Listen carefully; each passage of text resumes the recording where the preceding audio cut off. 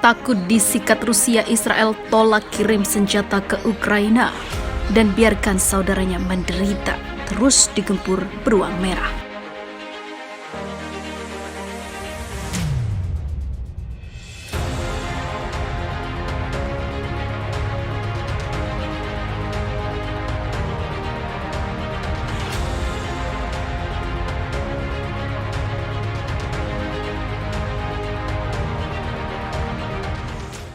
Permintaan pengiriman rudal sistem pertahanan udara yang dilayangkan Ukraina ditolak mentah oleh Israel.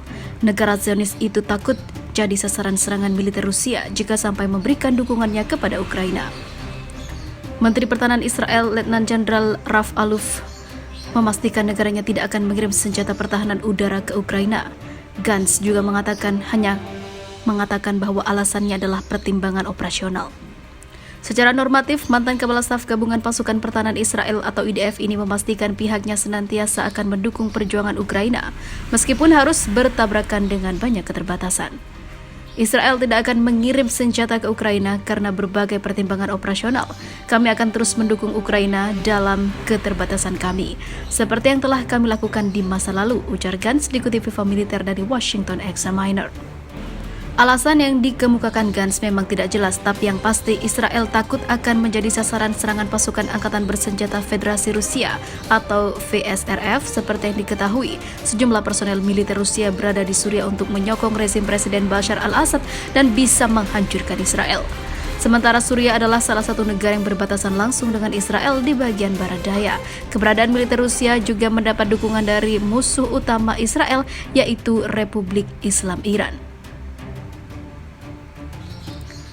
Di sisi lain, Ukraina meminta bantuan senjata dari Israel dengan alasan keberadaan sejumlah unit pesawat tanpa awak drone tempur buatan Iran yang kini membantu Rusia.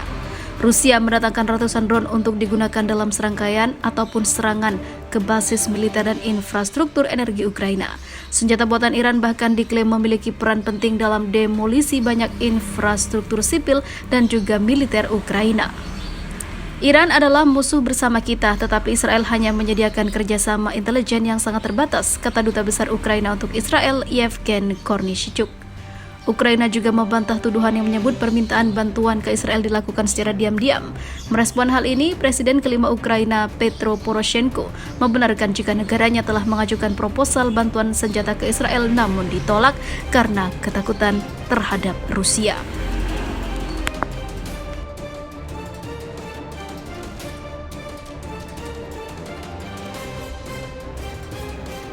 Ini alasan sebenarnya Israel tidak kirim kubah besi ke Ukraina. Seorang menteri kabinet rezim Zionis Israel mengungkapkan alasan kebenarannya mengapa Tel Aviv tidak mengirim kubah besi ke Ukraina. Itu karena ketidakmampuan sistem anti-rudal ini menghadapi rudal-rudal modern Rusia. Kanal 7 televisi Israel melaporkan Menteri Perumahan rezim Zionis Zev Elkin menanggapi permintaan berulang tokoh politik Zionis pendukung Ukraina untuk mempersenjatai angkatan bersenjata negara itu dengan kubah besi. Menteri Perumahan rezim Zionis Israel menyampaikan alasan sebenarnya mengapa pemerintah Tel Aviv tidak mengirim kubah besi ke Ukraina. Alasan tidak dilakukannya pengiriman kubah besi ke Kiev adalah karena sistem anti-rudal itu tidak berguna bagi pasukan Ukraina.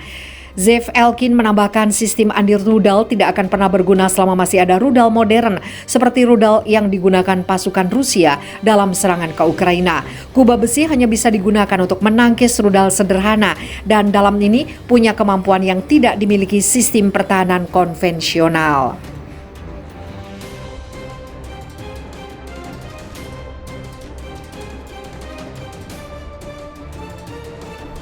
Gempar. Presiden Ukraina Volodymyr Zelensky ingin jadikan Ukraina sebagai Big Israel usai perang dengan Rusia.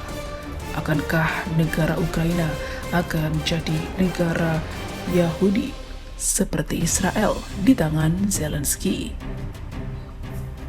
Presiden Ukraina Volodymyr Zelensky mengatakan ingin menjadikan negaranya Big Israel dengan wajahnya sendiri setelah invasi Rusia berakhir.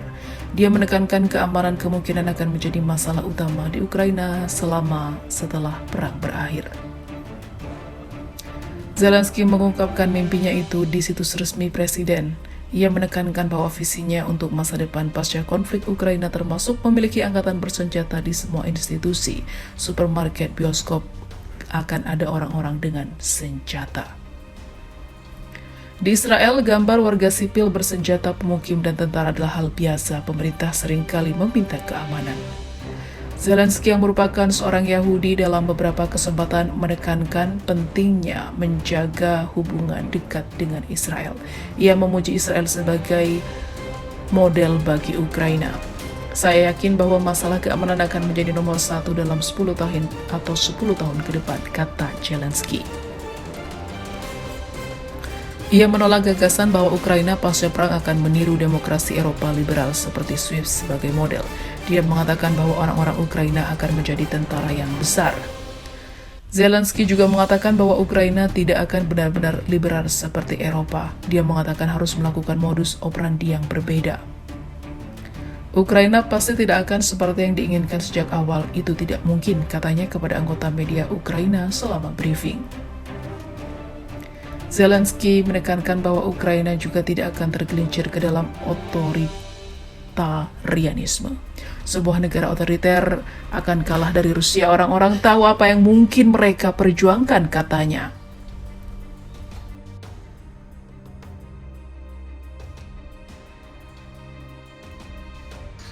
Di sisi lain, Ukraina meminta bantuan senjata dari Israel dengan alasan keberadaan sejumlah unit pesawat tanpa awak drone tempur buatan Iran yang kini membantu Rusia.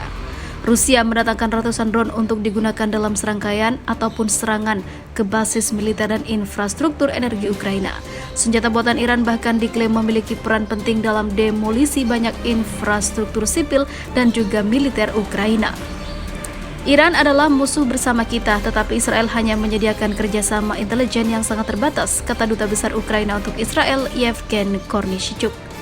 Ukraina juga membantah tuduhan yang menyebut permintaan bantuan ke Israel dilakukan secara diam-diam.